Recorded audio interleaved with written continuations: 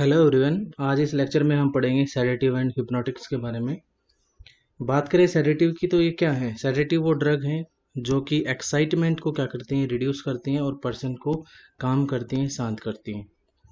Hypnotics की बात करें तो ये वो ड्रग हैं जो प्रोड्यूस करती हैं स्लीप रिजेंबलिंग। स्लीप जो है इसके दो टाइप हैं यहाँ पे, एक है NREM और दूसरा जो है वो REM। NREM जो है इसका मतलब है नॉन रैपिड आई मूवमेंट और जो REM है इसका मीन है रैपिड आई मूवमेंट। NREM जो स्लीप है इसको डिवाइड किया जाता है 5 स्टेजेस में। कौन कौन सी हैं वो स्टेजेस?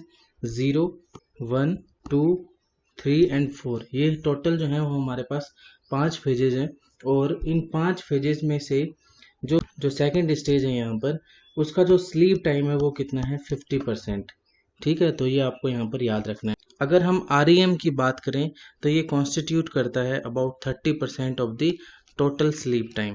तो ये अपन को यहाँ पर याद रखना है और ये 5 to 30 मिनट्स होता है एक साइकिल के अंदर, जो कि स्लीप में हमें देखने को मिलेगा। अब हम यहाँ बात करेंगे स्लीप के डिसऑर्डर्स के बारे में और उनके क्या ट्रीटमेंट है। सबसे पहले बात करेंगे इंसोम्निया के बारे में। इंसोम्निया का मतलब होता है लैक ऑफ स्लीप। यहाँ पर नींद जो है वो नहीं आती। इंसोम्निया जो है इसको भी 3 टाइप्स में क्या किया गया है? डिवाइड किया गया है। सबसे पहला टाइप जो है वो है ट्रांजिएंट इंसोम्निया। इसमें लेस देन 3 डेज यानी कि 3 दिन या 3 दिन से कम दिन तक यहाँ पर क्या आती है? नींद नहीं आती यहाँ पे। तो आपको ये याद रखना है, इसको बोलेंगे ट्रांजिएंट इंसोम्निया।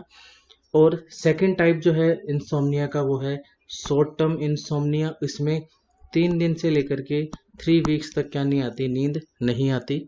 और लॉन्ग टर्म इंसोम्निया में मोर देन 3 वीक्स तक क्या नहीं आएगा? स्लीप नहीं आएगा, नींद नहीं आएगी। के ट्रीटमेंट के लिए सेडेटिव्स और हिप्नोटिक्स दिए जाते हैं, जिनके बारे में अपन अभी बात करेंगे। सेकेंड टाइप का जो स्लीप डिसऑर्डर है वो है हाइपरसोम्निया। और हाइपरसोम्निया जो है इसको नार्कोलेप्सी भी बोलते हैं। और हाइपरसोम्निया का मतलब है कि इसमें ओवर स्लीपिंग होती है, ज़्यादा नींद आती है। हाइपरसोम्निया को ट्रीट करने के लिए यहाँ पर 3 तरह की ड्रग्स हैं, जिनको हम आम की ट्रिक से याद कर सकते हैं। AAM, A for amphetamine, A for amitriptyline और M फॉर मोडाफिनिल। तो ये ट्रीट करती हैं किसको? नार्कोलेप्सी को। थर्ड जो हमारे पास में जो डिसऑर्डर है वो है नॉक्चर्नल इन्यूरेसिस। इसको हम लोग बेड वेटिंग भी बोलते हैं।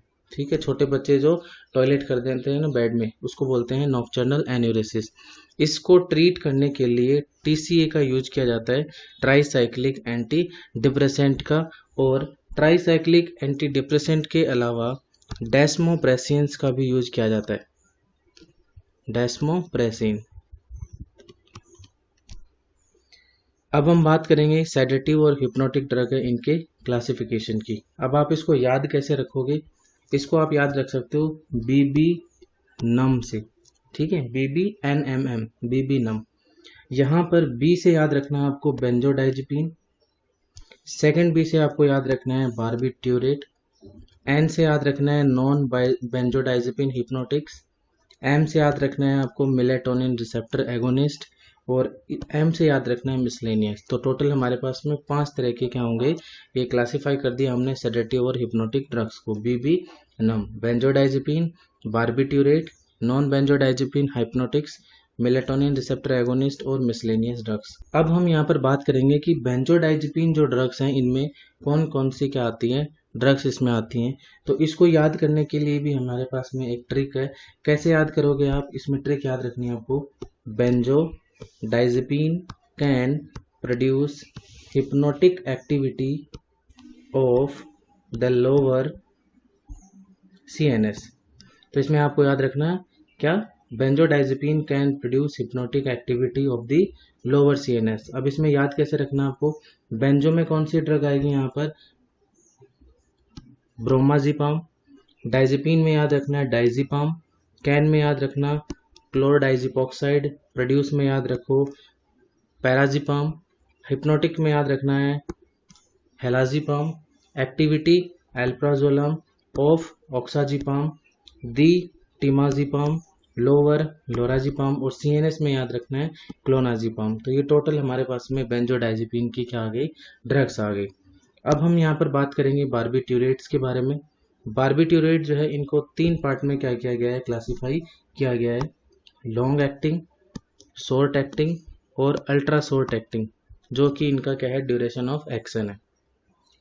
लॉन्ग एक्टिंग को कैसे याद रख सकते हैं अपन, इसमें आपको ट्रिक याद रखनी है पीएम, ठीक है, पी फॉर याद रखना है फिनोबार्बिटॉन और एम से याद रखना है मैं फिनोबार्बिटॉन। शॉर्ट एक्टिंग की बात करें तो इसमें एस पी याद रखना है आपको, सैकोबार्बिटॉन, और P for pentobarbitone. Ultra short acting में हमारे पास में 2 ड्रग है, टी और एम से याद रखना है आपको इसमें टीएम, ठीक है, थियोपेंटोन और मैथोहेक्सिटोन, ठीक है। जैसे अपन बोलते हैं ना एटीएम, वैसे आपको यहाँ पर याद रखना है क्या, यूटीएम, तो इजीली आपको याद रख सकते हैं यहाँ पे। अब हम बात करेंगे third, non benzodiazepine hypnotic drug की।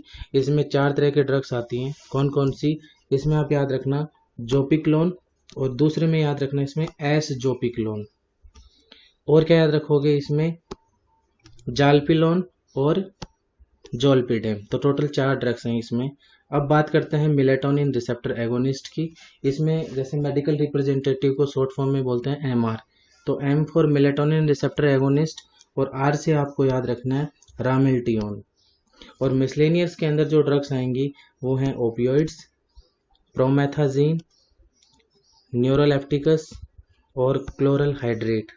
प्रोमेथाजीन जो है इसका एक यूज़ आप यहाँ पर लिख सकते हो कि मोशन सिकनेस जो है उसको ट्रीट करने में इसका यूज किया जाता है, और अगर एंजाइटी है तो उसको ट्रीट करने में भी प्रोमेथाजीन का यूज कर सकते हैं। तो ये आपको यहाँ पर याद रखना है। Okay, thank you.